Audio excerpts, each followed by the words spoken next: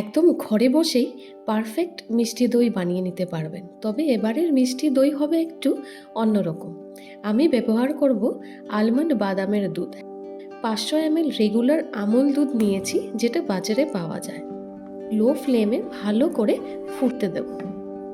দুধটা আস্তে আস্তে ফুটতে থাক, ততক্ষণ কাঠবাদামের খোসাটা ছাড়িয়ে নেব। আগের থেকে ভিজিয়ে রাখা কাঠবাদামগুলোর খোসাটা ছাড়িয়ে নিচ্ছি। মিনিমাম 5-6 ঘন্টা ভিজিয়ে রাখতে হবে বাদামগুলোকে। মিক্সচার জারে ট্রান্সফার করব। অল্প জল দিয়ে এরকম কনসিস্টেন্সির একটা পেস্ট করে নেব। এখন দুধটাও কিছুটা শুকিয়ে গেছে। তারপর আলমন্ড মিল্কটা দিয়ে দেব। কন্টিনিউ মেশাতে হবে যাতে করে নিচে না লেগে যায়। দেখবেন দুধটা অনেক গাঢ় হয়ে গেছে।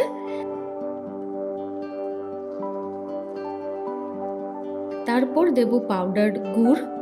আপনারা চাইলে চিনিও দিতে পারেন বা চিনি গুড় দুটো মিশিয়েও ব্যবহার করতে পারেন। গুড়টা গলে গেছে আর দুধটাও 60%-এর মতো কমে গেছে।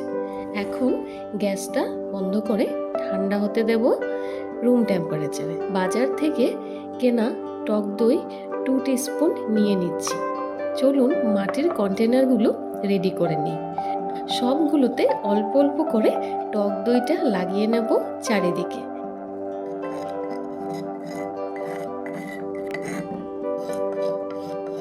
এবার দুধটা হালকা গরম থাকবে। এই অবস্থায় 2 থেকে 3 চামচ করে দিয়ে দিচ্ছি। দেখুন কত ঘন, আর আমার তো এখনই খেতে ইচ্ছে করছে।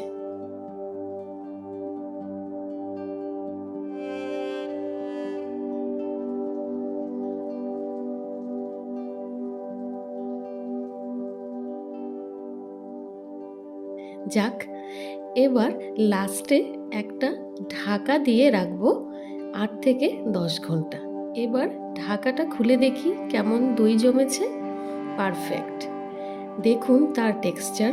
সত্যি বলছি, এরকম দই আপনারা হয়তো কোনো দিন খাননি। আলমন্ডের সুন্দর একটা ফ্লেভার আবার দইয়ের মধ্যে। এবার কমেন্ট করে জানাবেন প্লিজ, আর চ্যানেলটিকে সাবস্ক্রাইব করতে ভুলবেন না। ভালো থাকবেন, সুস্থ থাকবেন। ধন্যবাদ।